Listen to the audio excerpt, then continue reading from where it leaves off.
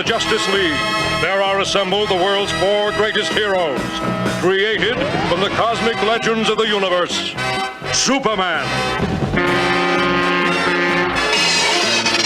Wonder Woman,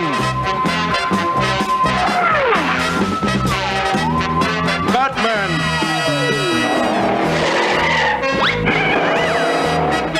Aquaman,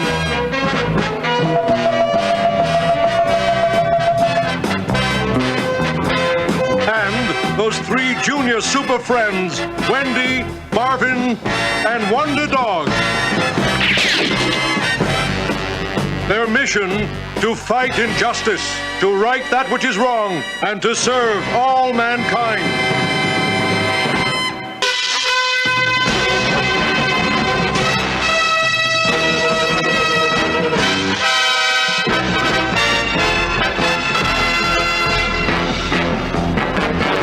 Welcome, ladies and gentlemen, to a very special episode on the Chad Duke Show Network, which I call Toon Talk, with Tuna and Big Stu Boris.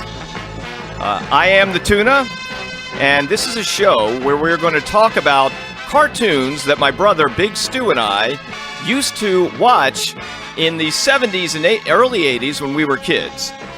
So I'm very excited to talk about this, and it's a great topic. I think that the audience will have a really good time listening, so I hope you really enjoy this. But I would be remiss if I didn't introduce our co-host today. It's somebody that I know that many people have been hoping to meet and hear from, and it is Big Stu Boris. Well, thank you very much, Ted. Glad to be here. Hope everything works well today. Hope we don't mess this up. Yeah, it's really great. Stu, so you guys know, is 2 years older than me, and we really bonded over some crazy things that happened when we were kids. Everyone knows about the situation where I got run over by the garbage truck and then hit by on the way to the hospital. My ambulance got hit by a car, and then the multiple events that happened after that. So Stu and I bonded over that, but we also mainly bonded over something that occurred that doesn't really exist nowadays, which is the excitement of Saturday morning cartoons. We used to, back then, there was no cable television. If you wanted to get sort of the new cartoons, the exciting cartoons, you really had to get up early on a Saturday morning, turn on your television, and watch Saturday cartoons. Nowadays, of course, everybody is into being able to see cartoons whatever they want, whenever they want, via YouTube or other channels. That just didn't exist back then. So, Stu, do you recall those days when we were able to watch those cartoons and the excitement of that? As a matter of fact, the closest thing that I can come to it today, given the fact that all these kids have all cartoons all the time and really nothing's that special to them, the closest thing I can come to it is when you find out that you don't have school on a certain day and you're home and you're just thankful that you don't have to be in school, you don't have to listen to a teacher, you can just have fun, and it's almost like you're born again because you're like, what am I going to do today? I get to do this and I get to do this. Well, when Saturday morning cartoons would start, that's how you felt because you were so happy that this is the day that I don't have to go to school. I got to sleep in and I got to wait. I'm going to look at all of these cartoons. This one, this is the lineup, and I'm going to go and make myself scrambled eggs or a bowl of cereal and watch these cartoons. And because these are the cartoons that you don't see during the week, these are the cartoons that you don't get to see after school. They're special cartoons that only come on Saturday morning, and therefore you're just loving it. And I know nowadays the kids just walk around with blank looks on their face because they've seen it all. They can see anything whenever they want to. They look back at situations that we talk about where we got excited over, for example, seeing the Peanut specials, which only would come on, the Christmas one would come on once a year, and everyone would gather around their TVs to watch it. And that's what would occur back in the 70s. Nowadays, these kids just watch whenever they want, and so they just don't care. And I also remember, too, that sometime around, I'm going to say about 11 in the morning, that was really when the cartoons came to an end. And you got a little bit sad because it was now time to go out and live your life. Do you recall those days? Yeah. So basically, you start up, you wake up, you can't wait to get out of bed on a Saturday morning. You're very, during the week, you're slow. You got to get up, got to catch the school bus or whatever it is you got to do to go to school. But Saturday morning comes around, you cannot wait to get out of bed because those cartoons are coming on and you cannot wait for that first one to start. You plop your ass down on the chair and you say you ain't getting up until about 11:30, and then when 11:30 comes around, oh shit, oh man, that's this stupid infomercials coming on now, and who the hell wants to see that? And it was really great, too, because the cartoons we used to watch back then are way different than the cartoons that they have right now. Nowadays, the cartoons I would describe as too produced and too clever and really too much going on. The cartoons that Stu and I used to watch, keep in mind, back then there was no CGI, so the way cartoons had to be made was literally frame by frame, drawing by drawing. Yes. That's how they would do that for Merry Melodies and Hanna-Barbera, just literally one picture at a time. The result of that was the cartoons were often made years before we could actually see them on TV. And so the cartoons that Stu and I grew up watching in the 70s often were made in the 50s and early 60s. And back then, Stu, I would describe it as no holds bar, but I don't know how you would describe it. Well, okay, so look at it this way. You got the video games that you see in the arcades. There, all these video games that you see nowadays, the Grand Theft Auto shit and all that other, all of it's so can I say the word fucking complex? You say whatever you want. Okay, I can say whatever I want? Yes. Okay. They're all too fucking complex, which means, Grand Theft Auto and this war or that war, and it's all kind of shit that none of us wants anything to do. When we went into an arcade, you knew that the arcade game that you were going to be playing was really simple. Asteroids, Pac-Man. How much easier does it get to... Donkey Kong. Yeah, Donkey Kong. You know how funny, because Donkey Kong was basically a simple cartoon of a Italian guy trying to run up the hills to get to the woman without getting crushed by the barrels that the gorilla was throwing down. So can you imagine a kid nowadays playing one of these complex video games, what they would think if they turned on Bugs Bunny for the first time? I mean, it would look ridiculous to them, I think. Right, and that's why the Super Friends doesn't hold up. Okay, you played the Super Friends there at the very beginning, and it was so simple. Basically, the Temple or the Hall of Doom, and Lex Luthor is planning to do this evil thing, and Batman and Robin will be there to stop him. And like, oh well, Robin, we've got to go do this, and they all talk like this. Robin, we've got to do this. Batman, we've got Batman. It was Casey Kasem. Yes, Batman, we got to do that. And or Superman, like who always had the deepest of all the voices because he was the boldest of all the guys. He's like, we've got to go stop Lex Luthor. Let's off to the races. Up, up, and away. And it's all this bullshit that if kids saw this today, they're like, what the fuck is this? And Super Friends, of course, that was one of the cartoons that we watched on a regular basis. And we loved it. We really loved those cartoons. And they were very, very simple. The one thing about the Super Friends is that all the characters basically had the same personality. They all were just suits that they would just have do things. And as a kid, you didn't care about anything else. You wanted Superman to fly around. You wanted a Batman and Robin to drive around in their car. You wanted Joker to laugh. You didn't really need anything else. Now they've got these ridiculous, complex cartoons. Well, you have the Joker who basically had the clown face, and you had the Penguin. The Penguin guy. He basically did what he did, and then you had the stupid thing with Aquaman with the little circles coming out of his head. Like that is supposed to, that's how so he has circles coming out of his head. Hey, like, hey dad, like, can you imagine a kid talking, hey dad, so that's how Aquaman talks to the animals, by talking to the fish by having circles coming out of his head? Yeah, unfortunately, son, yeah, that's how they do it. Now, for many of you, the only thing you know about Aquaman came from the Justice League Now, where Jason Momoa is playing this very, very complicated character. Back then, he was very simple. He just swam around the water and talked to fish, and that was it. Literally the most worthless superhero that ever lived.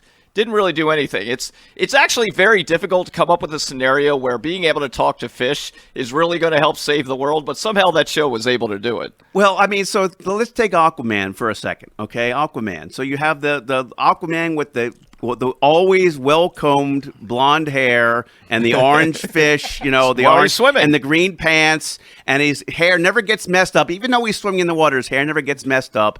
And he basically, we've got to do this, and we've got to call this fish, as opposed to Jason Momoa, who basically tells the Flash, "Hey, look, if any word of this gets out, you're going to come in contact with every piranha I know."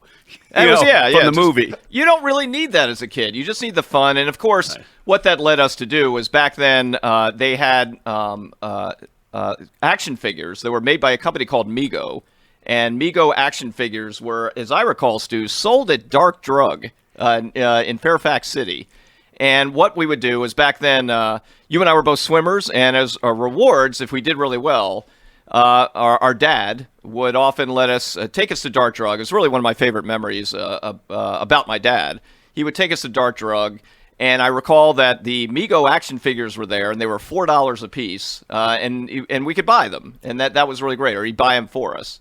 Now, we're talking about the Super Friends now. Right. So when it comes to the Super Friends, you need to understand how, what actually happened, okay? You didn't go to Dark Drug to buy Super Friends, okay? We came down for our birthdays because your birthday is on the 24th. Mine's on the 21st. 3 days December. apart. Yeah, our birthday. Right. 1 day before Christmas was my birthday. So, 3 days before Christmas was Stuart's. Our father always gave us the birthday presents at the same time, which means we would come downstairs looking, what am I going to get this year? What am I going to get this year? So we come down the stairs, and we're really into the Super Friends because we're kids. We love the Super Friends. And Ted comes downstairs, and I come downstairs, and the first thing that Ted sees is, oh, wow, Stu, I got the Batcave. I got Superman. I got Aquaman. I got Wonder Woman. I got all of them here. I got the extensive Batcave. I got the Mego Batcave, by the way. Right, the invisible plane. I got everything. Stu, what did you get? Oh, I got a bike. Stu was so incredibly jealous that I got all of the Super Friends for the Batcave and Batman and Robin and Superman, and he only got a bike. I complained to Dad. I complained to Dad about it too. He said, "Dad, you have to know better than that. A bike? When did I say I wanted a bike? I don't want a fucking bike. I remember. Give me you know what? So you know what I did? Because I know we didn't write this down, but I'm going to tell you what I actually did. So you talked about how we had to get rewards for swimming. I was so pissed that I didn't get the Super Friends, okay? I was really into Starsky and Hutch. I was a little kid, and I was a man's man, and I loved Starsky and Hutch. I loved Hutch, I loved Starsky, and I loved that car. I loved that Gran Torino car with the white stripe down the side. And I said, Dad, I tell you what, as much as I really like this bike you got me, Dad, okay, if I beat this time, I get Starsky. And if I beat that time, I get Hutch. And if I beat that time, I get the car. Yeah, you're talking about as a swimmer, if you beat certain Right, times. if I beat this as a swimmer, if I beat my time, if I got my best time, if I did 100-yard freestyle faster than I've ever gone before, the reward is I get Starsky. And if I do the 100-yard backstroke and I beat that time, then I get Hutch. And so, well, I'll tell you what, Stu, you beat the freestyle, you beat the backstroke. I'll tell you what, if you beat the breaststroke, I'll get you the car. I'll get you the Starsky and Hutch Gran Torino you've always wanted. And I said, Dad, that'd be so cool. And of course, I went out and busted my ass, and I didn't beat it. And I said, Dad, can I still get the car anyway? Just no. It's like, shit, I want the fucking car. Now, that's what I was saying to myself. Dad was very much into keeping his standards. If he said something, that's what we had to do, and there was no other option. By the way, he eventually got me the car. And by the way, as much as I love the General Lee car that the Dukes of Hazzard drove, okay, as much as I like that, the Gran Torino that Starsky and Hutch drove, by the way, to this day is still the coolest TV car that's ever been shown on TV. Well, another car that we really liked was Fred Flintstone's car. I don't think it operated exactly the same way. Is that right? Well, yeah, that was courtesy of Fred's 2 feet. If you remember, right, yeah. That was courtesy of, Dan and these Flintstones, meet the Flintstones. They're the modern Stone Age family from the town of Bedrock. They're a page right out of history. Someday, maybe Fred will win the fight. Am I singing too much? No, No, keep going, and man. that cat will stay up for the night when you're with the Flintstones. Have a yabba dabba do time, a dabba do time. We'll have a gay old time. Dun, dun, dun. Wilma! The cat threw me up. Let me back in. I used to get so upset that how did the fucking cat end up throwing Fred Flintstone out? I used to get so pissed. You know, when you're a kid and you don't understand, it's just a cartoon. You do get pissed. Was at it a things like dinosaur this. cat or something? No, it was like, well, they had Dino, of Dino, course. yeah. But then for some reason the cat, which was, by the way, never shown in the cartoon itself, it was only shown at the end of the show, throwing Fred out the window. See, like, Fred puts the cat out. The cat is none too pleased I think about it's a Fred saber-toothed tiger Yeah. or something, yeah. Is that what it is? Yeah, well, yeah, so well it's to pretty them, strong. it's a cat. Right. So the cat ends up throwing Fred out, and of course, Fred is banging on the door there, trying to, Wilma! You know, and, Wilma, let me back in! So you were a huge fan of the Flintstones. In fact, you used to draw the Flintstones, as I recall. Do you recall what got you into that? So, yeah, so I never really impersonated the Flintstones as much as I drew them. And the way that came about was I once saw somebody draw a picture of Fred Flintstone on a piece of paper, and I'd say, hey, that's really neat. I wish I could do that. And so I used to watch the cartoon, and I would watch it, and I'd watch it, and I'd watch it, and I would look very carefully at the lines that made up Fred's hair, made up his nose, made up his tie, and the spots on his orange suit there. And I was determined to learn, and I practiced, and I ended up drawing Fred, and I said, well, if I'm drawing Fred, I've also got to draw Barney too. And so pretty much that's where it ended. I didn't draw, never drew Wilma, never drew Betty, never drew Dino or Pebbles or Bam Bam, never drew any of them because I was too lazy. I said, oh, you know what? Fred and Barney's enough. You know, all the way through high school and even in college, I recall people associated you with the Flintstones because you were so into them. Right. So basically, when you're a freshman in college, every kid does this in their freshman dorm. They go out and they get like the note board that you put on your door to let someone know, hey, I was here at 3:00. Give me a call. Yeah, and so back then in college, of course, there was no email, no phones in the rooms. Right. There's no way to communicate, so people just had boards on their doors that you could write on and just let people know where you were. That's right. So I said, you know what? Why should I spend money on one of these boards when I can make one myself? So I just went out and got some laminate tape, and I drew my own with Fred Flintstone talking. And, of course, the bubble where Fred Flintstone talks, that's where you would write your note. And everybody in the dorm loved it so much for the entire freshman year, they changed my name from Stuart to Fred. Wow. Everybody called me Fred my freshman year. And you know what? Some of them still do to this day. And you had a girlfriend. You remember what they called her? They called her Wilma, and by the way, she had orange hair. Wow. And I'm here to tell you that, well, you know, it wasn't just the head that she had the orange hair. But, well, you know, we won't go into that. We won't go into that. All right, We're not going to go into that. Do you remember, did you have any favorite episodes of the Flintstones that you can recall?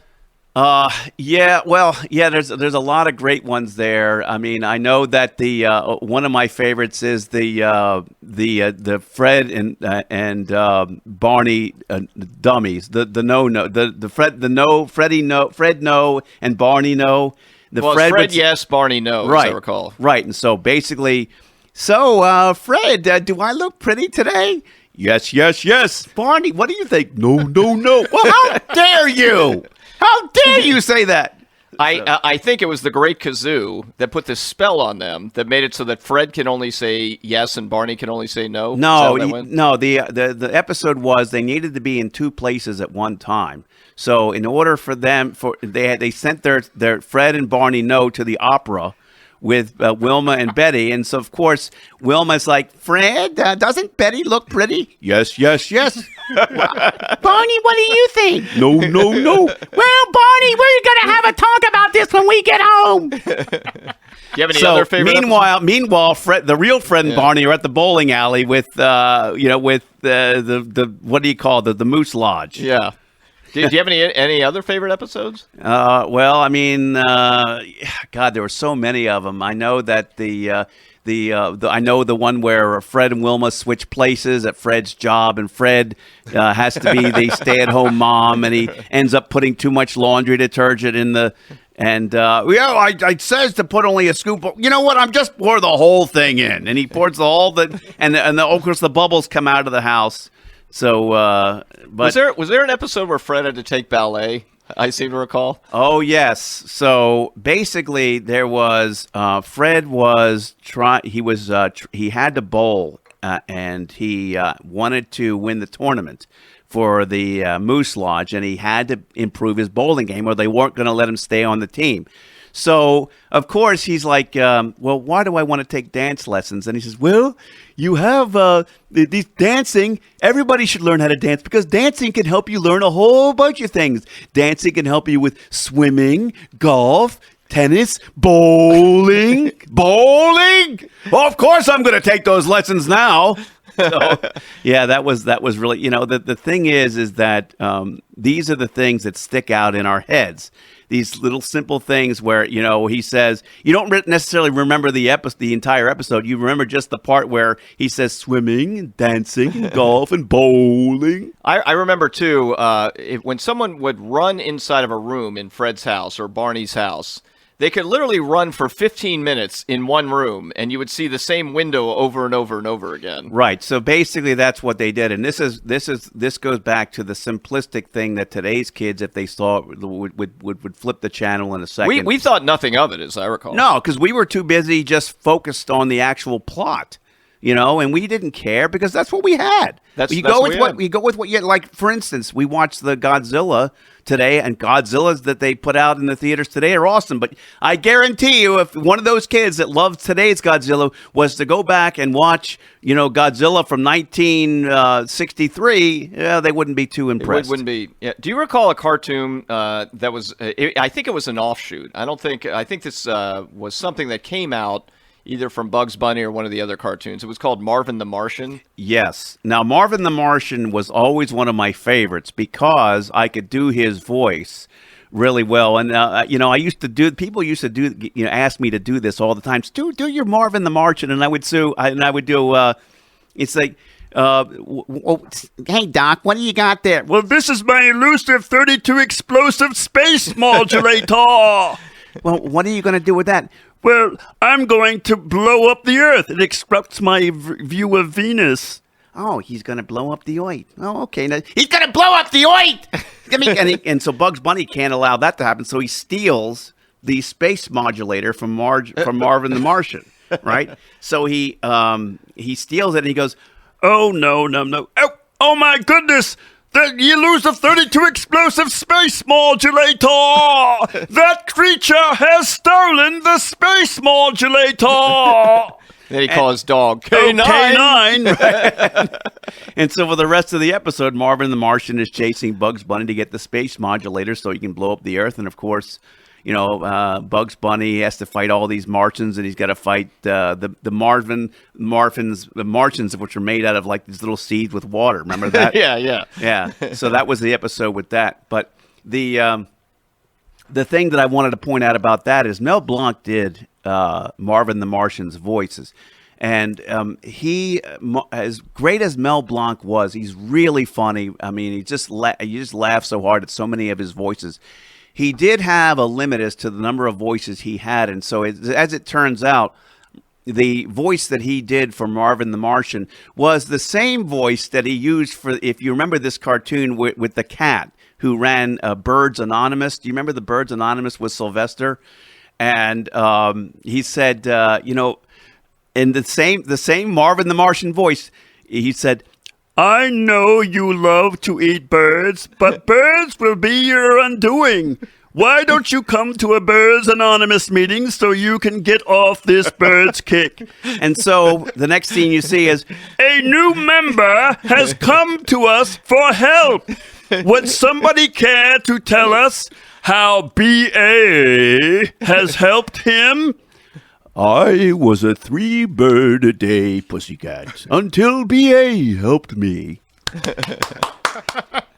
Being on a bird kick cost me 5 homes. Birds Anonymous helped me kick the habit. It's like, okay, fellow members, from now on, my motto is birds is strictly for the birds. And so for that was Sylvester, right? So for the whole episode, like it's I guess it's based on what alcoholics have to go through, except that with a cat it's birds. And so he's like, I've got to get birds off my mind. I know. I'll listen to the radio. I'll turn on the radio.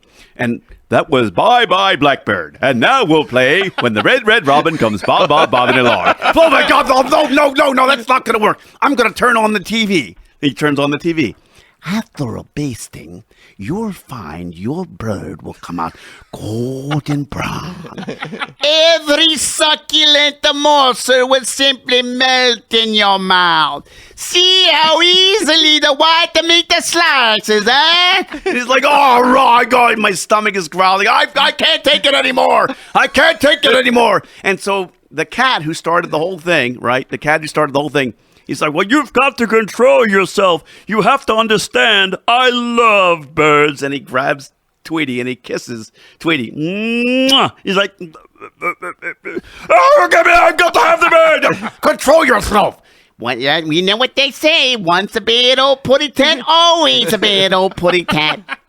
So yeah, you're really getting into Bugs Bunny there. Well, I love Bugs Bunny. The funniest thing I ever heard Sylvester do though was in a movie where, after, as you said, they make these movies in the 1950s and they do a Bugs Bunny award show, and he said, "Here is Sylvester and Tweety," and out they come. And it's like, but Sylvester and Tweety come out on the red carpet and say, "I saw putty cat," and the Sylvester says, "Well, isn't it time you saw something else?" Stupid bird. So, well, of course, as you mentioned, Bugs Bunny was heavily involved in that cartoon, and it was probably an offshoot of Bugs Bunny. But Bugs Bunny really is the main event. Yes, when it comes to the cartoons back in that era. Yeah. My recollection, of course, those cartoons were definitely made in the 1950s. Yes, they were. And the reason why I know that is because there's an episode involving Bugs Bunny and Yosemite Sam.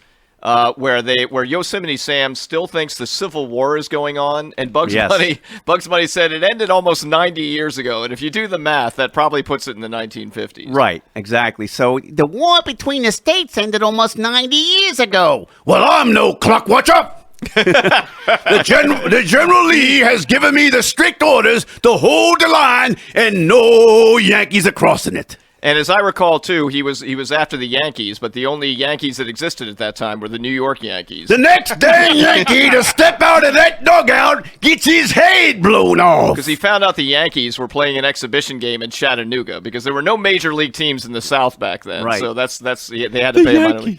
The Yankees, they're in Chattanooga. And so you see the Chattanooga Stadium, and all the Yankees are in the dugout, and he said, the next dang Yankee that steps out of that dugout gets his head blown off. So one of the great episodes for Bugs Bunny was involved a character called Muggsy, as I recall. Do you recall that cartoon at all? Well, so there was the gangsters. Okay, Rocky was the guy in charge, and Muggsy was the big dumb Luca Brasi guy that was the muscle behind that was helping Rocky do everything to get away with. So obviously Rocky and Muggsy are running from the law, and Bugs Bunny, of course, gets kidnapped by Rocky and Muggsy, right? And so now, if you want me to go into this, no, let's Jester. I think we've got a sounder for this one, right? Yeah, we do. Let's go ahead and play.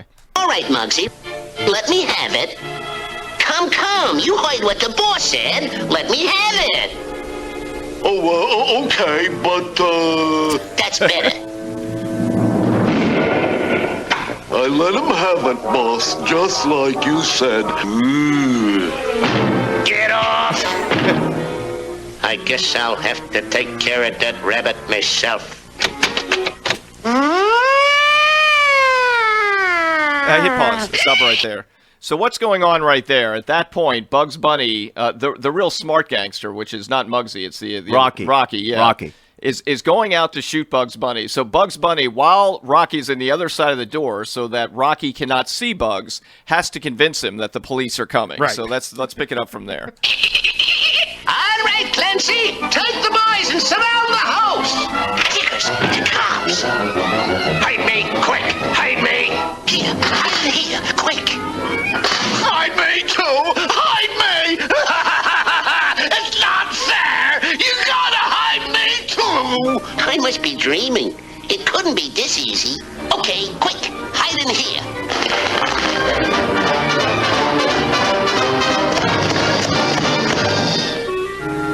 Now don't move until I tell you to. All right, open up. This is hide in the oven. All right, where's Rocky? Where is he hiding? He's not in the stove. Whoa, he's hiding in that stove, eh? Now look, would I turn on this gas if my friend Rocky was in there? You might, Rabbit, you might. Well, would I throw a lighted match in there if my friend was in there? Well, all right, Rabbit, you've convinced me. I'll look for Rocky in the city. Okay, you can stop. Now, what I want to point out there is he is the cop is the stereotypical Irish cop. Yeah, right. Which, again, would the not Irish be the accent. case now. There's no way that they No, would do that. no, In fact, that whole scene would not exist now because essentially what he did was trick them into getting in the oven and then blew them up. And Right. So, right. But then. Okay.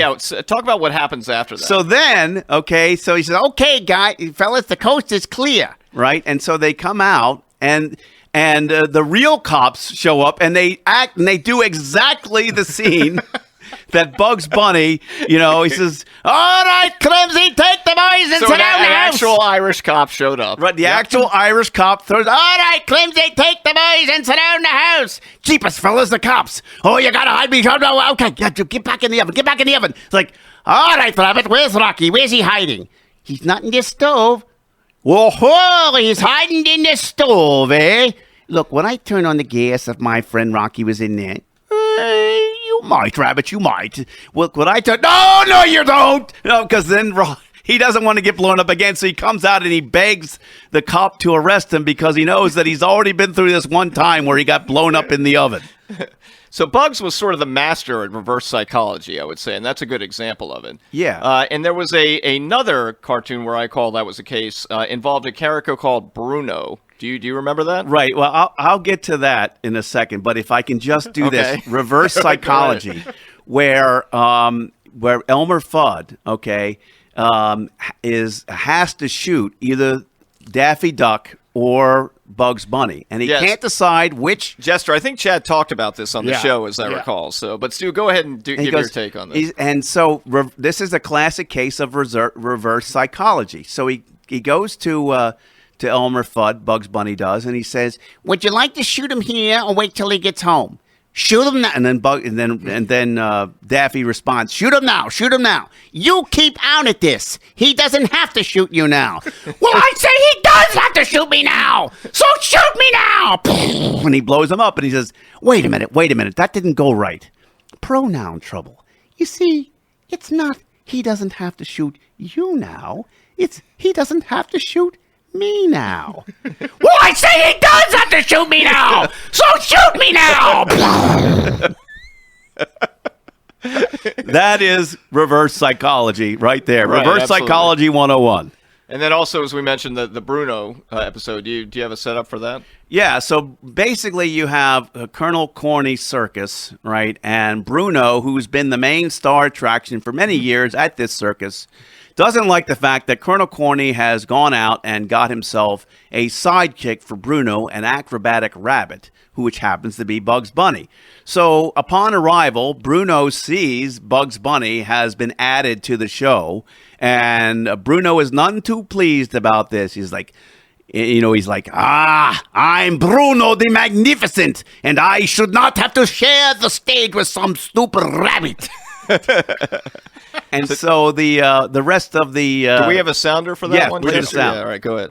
Nobody could outdo Bruno the Magnificent. I dive 300 feet into a bucket of water.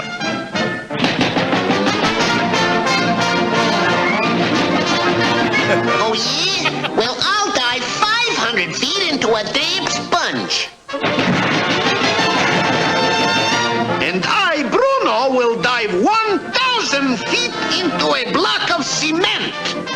On my head yet. Say, that's a good stunt. I'll buy that. But the star goes first. Here I go. Oh, no. Bruno is the star. I go first. I go first. I go first. Okay, pal. You win. You go first.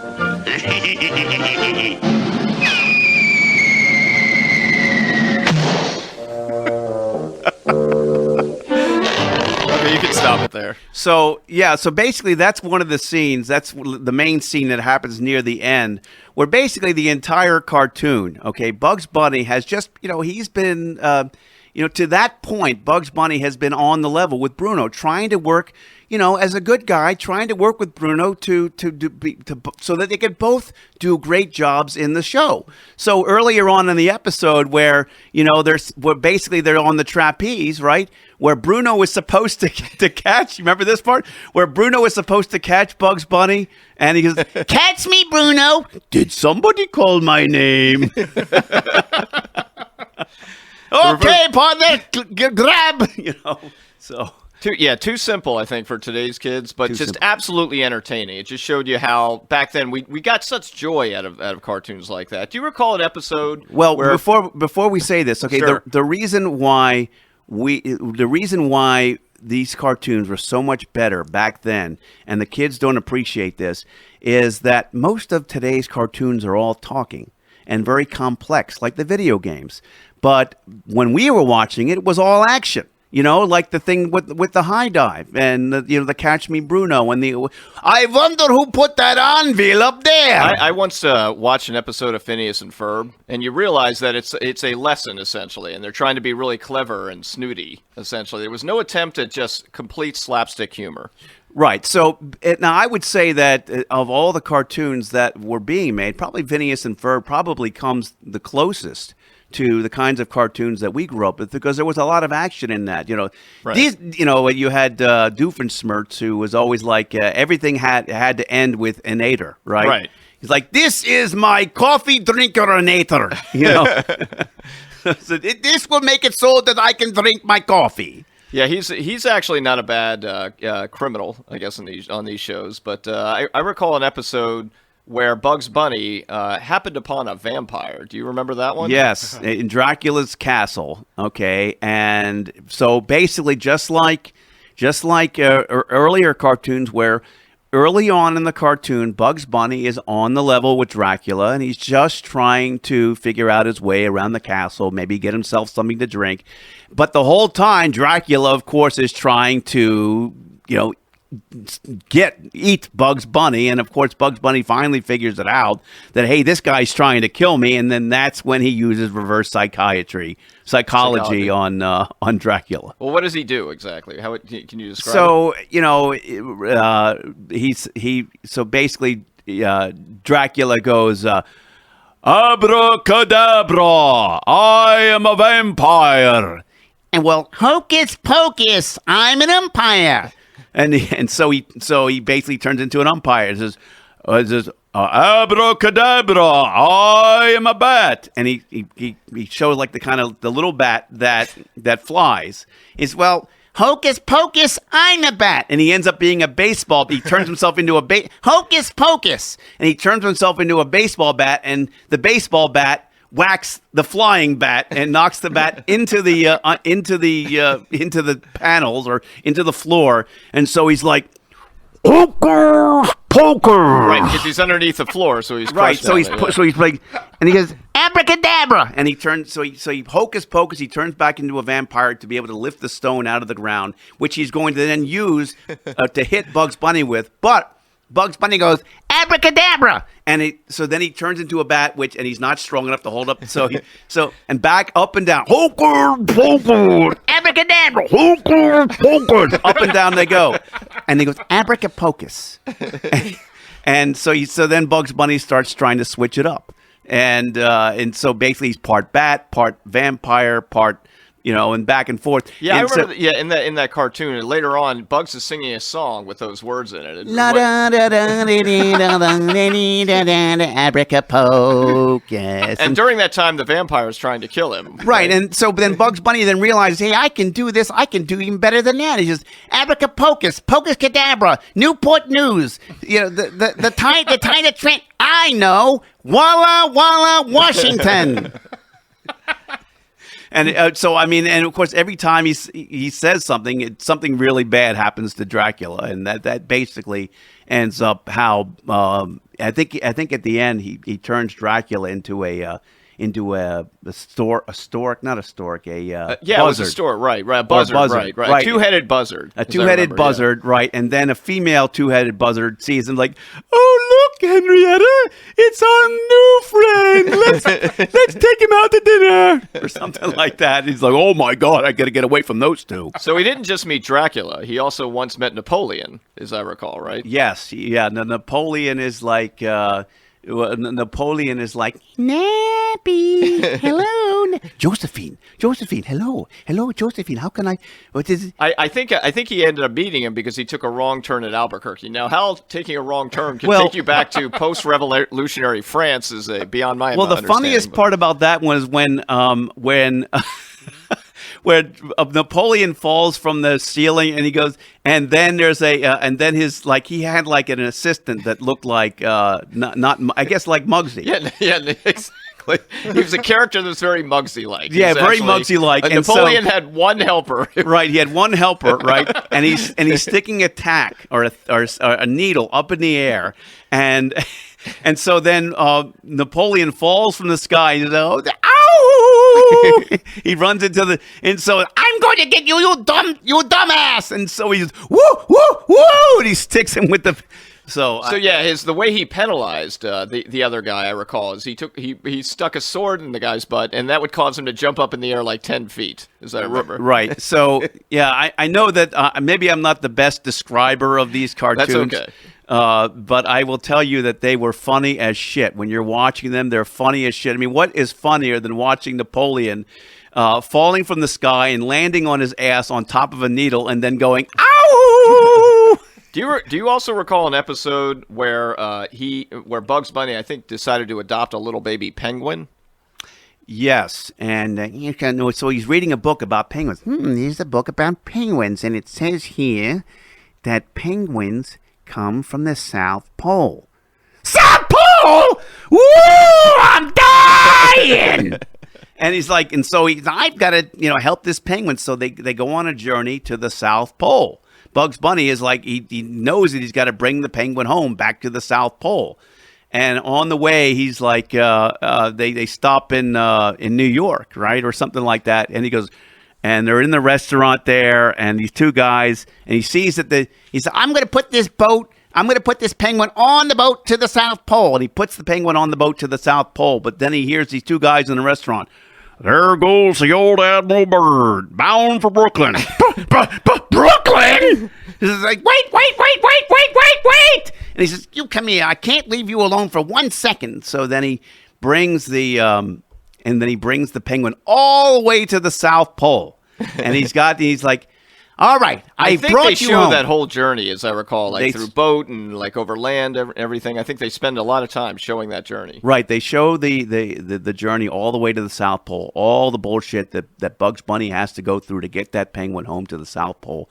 And so finally, he's dropping the penguin off. He says, I brought you home. I did what I said I was going to do. Now, goodbye. And he walks away, and then the penguin starts crying, but his tears turn into ice cubes. Remember that? Yes. And he says, Instantly, "No, apparently. now what?" And he shows, and he hands penguin. the penguin hands Bugs Bunny his actual home, which is in Hoboken, New Jersey. He looks at they're all the way in the South Pole now. They're all the way in the South Pole, and he says. You're from Hoboken. Hoboken! Woo! I'm dying again!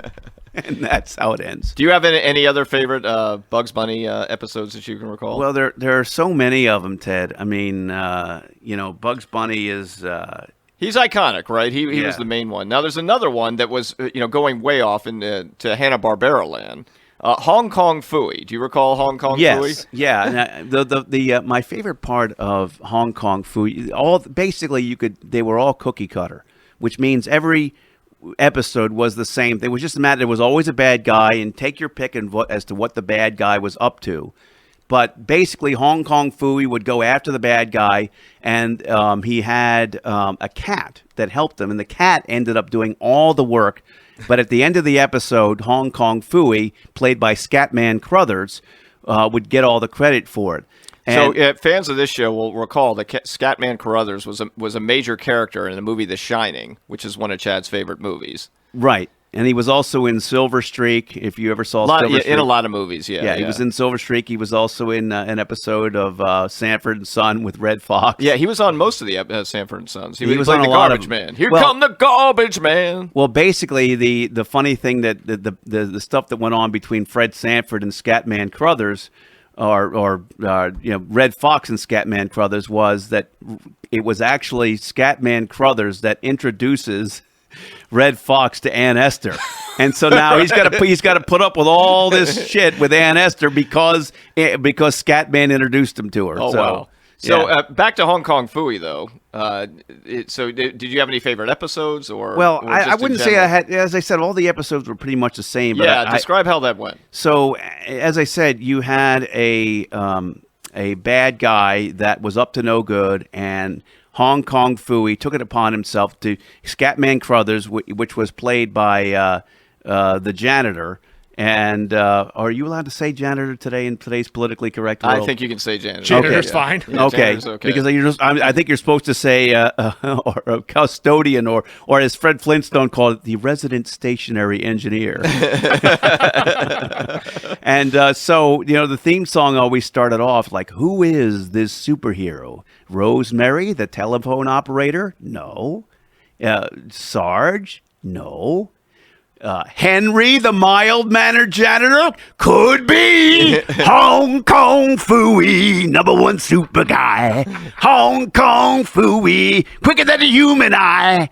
And and so basically but the Sarge was probably my favorite voice because he was done by I think Joe E. Ross. Right. Played his voice, and he was really famous for doing one thing and two sounds. He made a whole career out of doing going, one thing. Ooh, look out, ooh, ooh. And every episode of that, what was that boat show that you told me about earlier today? You told It me was about something like Car 32, Where Are Car You? Or 32, something like that. right? Yeah. And so he was riding a yacht, and every episode, at some point, he'd be on the yacht, and he'd crash his yacht into whatever boat was on the episode, and it was ooh, look out, ooh. And he got famous for that. He for got doing famous that. You can for look that. up. You just basically put in ooh in YouTube, and this thing will come up. So Yeah, and he was in that, and I think he was in several other cartoons. But basically, that was what made him famous. Was that ooh, look out. the thing I remember about Hong Kong Phooey, you mentioned that the cat that did all the work. Was that every episode was pretty much the same coming from that. So it was just about the Hong Kong Phooey. He got the credit, but the cat did all the work. The thing I never understood, though, was that Hong Kong Phooey was never prepared when he went into a fight. He's supposed to be a kung fu expert, but every single time, right in the middle of the fight, he would have to break out his Hong Kong Book of Kung Fu, and it would give him ridiculous ideas about how to do things, and basically just say a lot of crazy words. Yeah, so you remember the actual episodes, because I'll tell you the truth. Hong Kong Phooey, my favorite part of the show was the opening theme.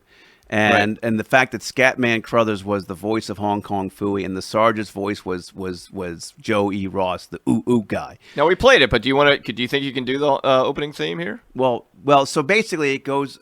So I can do some of it. So Okay, he goes. Who is this superhero? Sarge?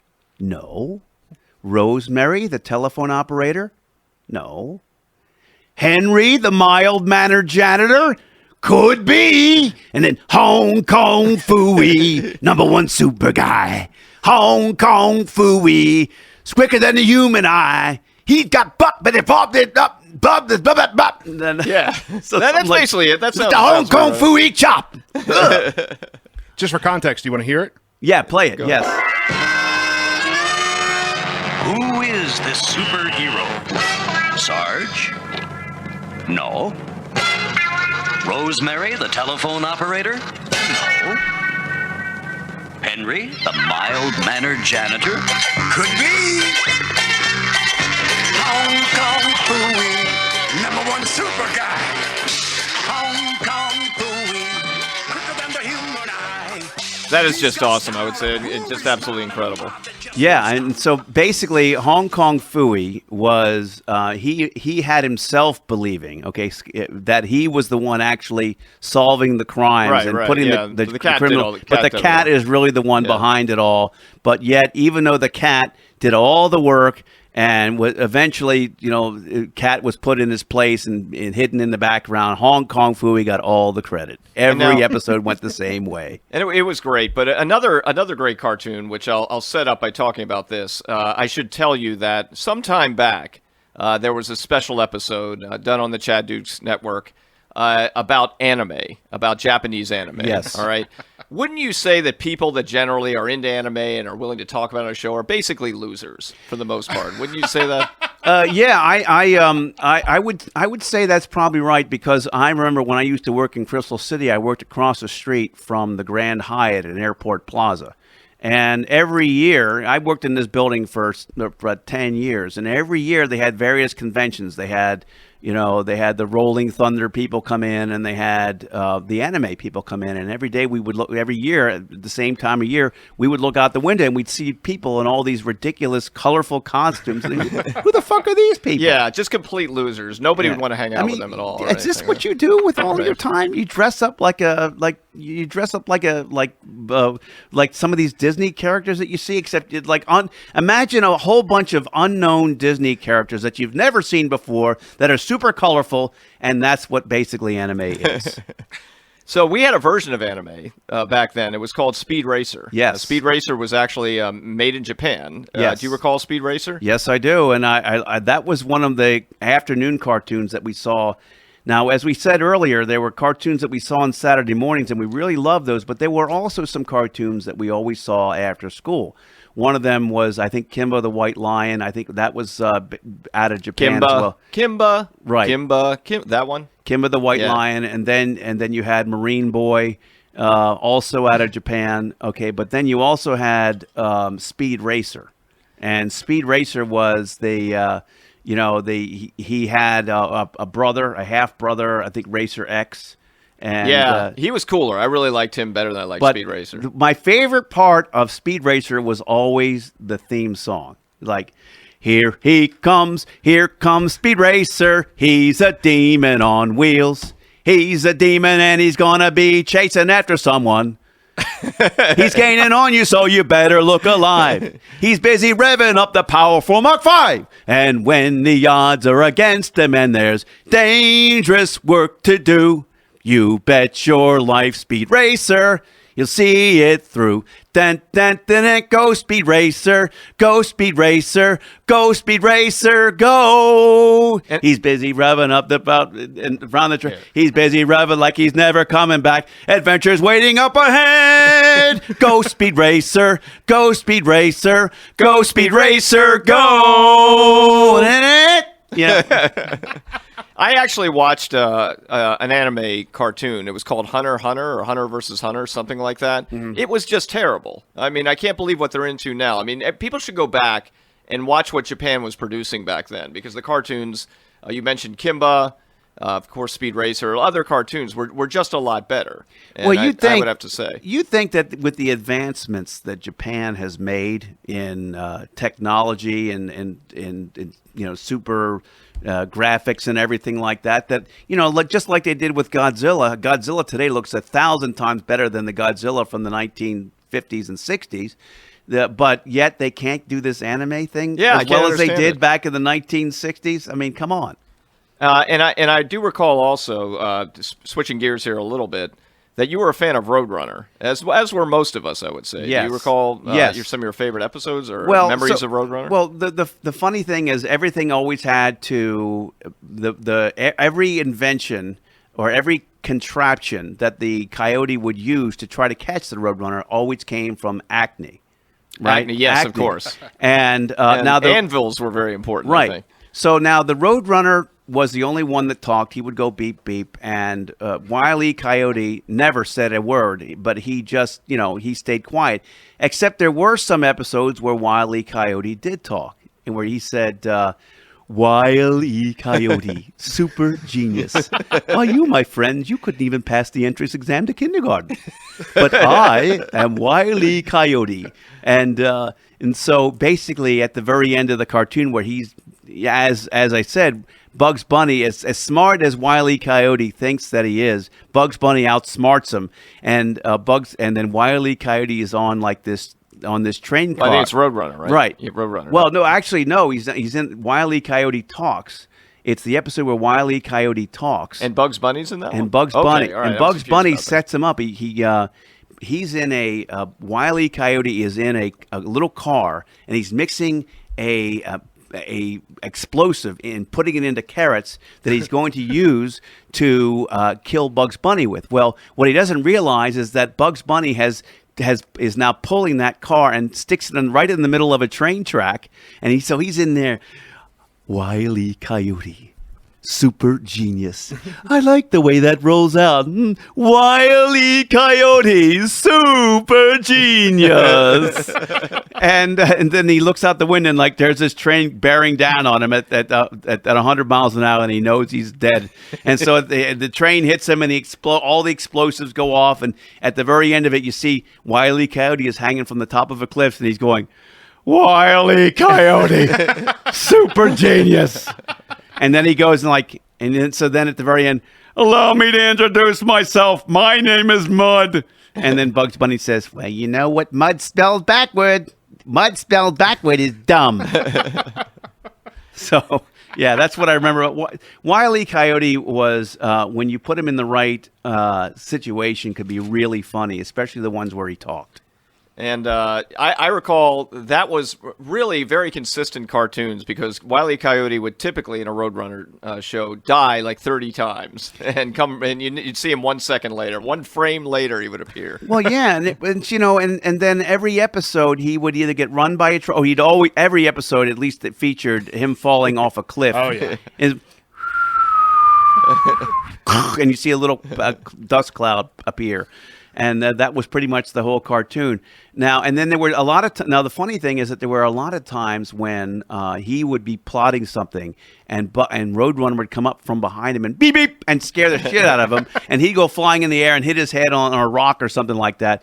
And there was this one episode where after so many times the Roadrunner scared the shit out of him by coming up from behind him, where Wile E. Coyote had been through hell. One of his contraptions didn't work, and he was pulled through a hole. He was hit by a truck. He was hit by a plane, and he fell on the ground and being dragged everywhere. And so finally he's like, oh no, oh my God, oh help me. And so the Roadrunner comes up from behind him, and you think the Roadrunner's going to scare the shit out of him when he's at his most vulnerable. And he looks at him and he sees that the Wile E. Coyote is crying, and he says, I just don't have the heart. He holds up the Roadrunner holds up a sign, says, "I just don't have the heart," and he goes off. So it shows you that as horrible as the Roadrunner could be towards Wile E. Coyote, he did have a heart. So there's another cartoon that's a little bit more lighthearted. Speaking of having a heart, and I'm a Jester. I'm going to just say a phrase, and I think Stu will know what to do once I do that. I can't wait. Here, the phrase is, "Hey, hey, hey!"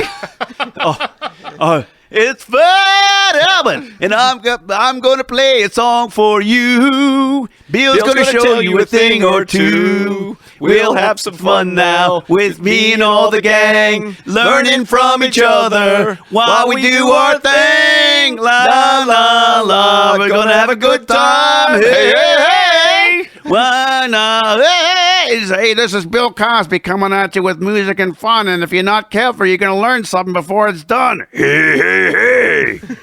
So let me just say this to you about that cartoon. As a kid, sometimes you overanalyze, you overthink things, and where at the beginning of that cartoon, Fat Albert himself was going, hey, hey, hey.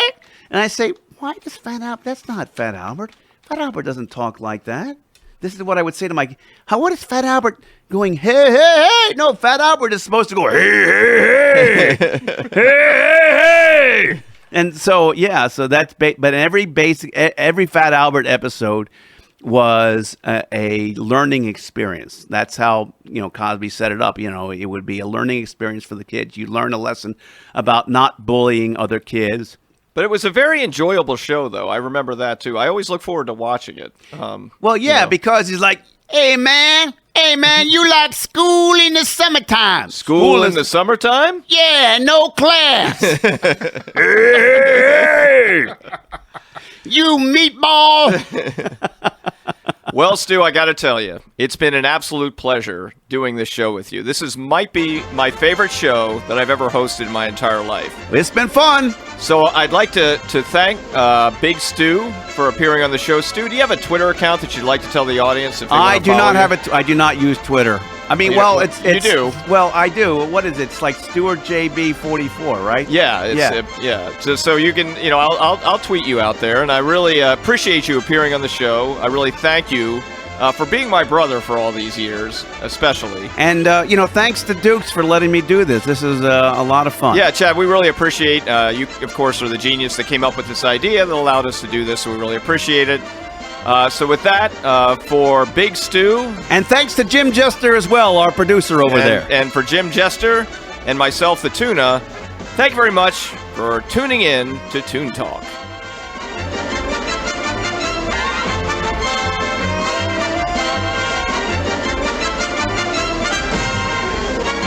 Yibbity, bitty, bitty, bitty, bitty. That's all, folks.